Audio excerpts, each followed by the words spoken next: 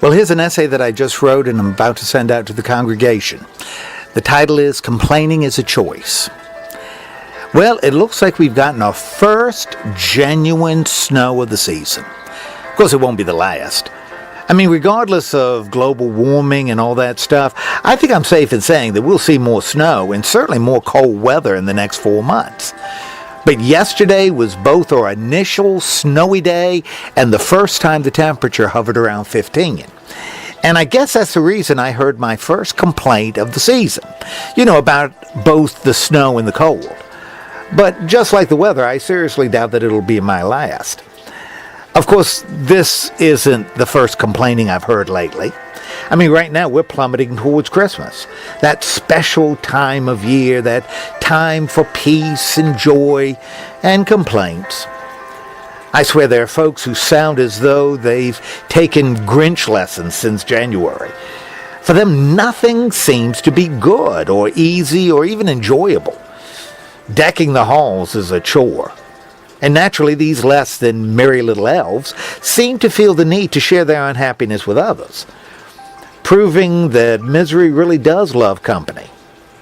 Have yourself a merry little Christmas? I don't think so, not if these latter-day Scrooges have their way. And even though this grumbling attitude is present all year round, it seems to be more noticeable and frankly more irritating around Christmas. And what's sad is that it makes both the complainers and their audiences unhappy. But I'll tell you, what's even sadder is that it's all unnecessary. I mean, even though I don't believe we have control over what we feel, we have almost complete and absolute control over how we respond. And so even if something happens that we don't like, and as a result, we might feel angry or frustrated or sad, we don't have to complain. And we don't have to grumble, and we sure don't have to share on our unhappiness with others. You see, we can decide how we're going to handle our feelings. And if we care about the happiness of those whom we love, we may want to keep some of the negativity to ourselves. And then we can decide to adopt a more positive perspective on some of our own disappointments. And if we do, we might see a remarkable thing happen. We just might feel better ourselves. And I'll tell you why. You see, I believe our actions can influence our feelings. I think Jesus would agree. Remember, he said, "For where your treasure is, there your heart will also be." Therefore, if we choose to adopt a positive attitude, if we deal with disappointments and frustrations with charity and grace and, of course, patience, and if we resist the temptation to articulate and to announce our negativity to others, we just might feel better about some of the stuff that bothers us the most. But maybe most important of all, I think an optimistic outlook communicates the gospel better than griping and complaining. I mean, there's a reason it's called good news. And it's hard to share something that's good through words that are negative and harsh.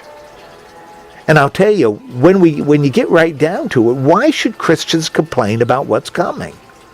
My gosh, we believe the future is in the hands of God. And I'm talking about in his loving and merciful hands.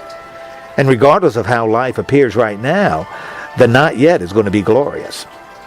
Now, I understand how the combination of snow, cold, and Christmas might feel overwhelming.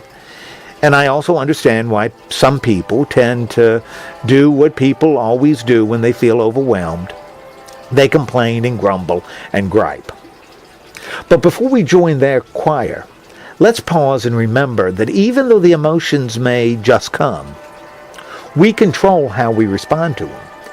And for the sake of ourselves, others, and our Lord, let's take a more positive, optimistic approach to what might frustrate us. Amen.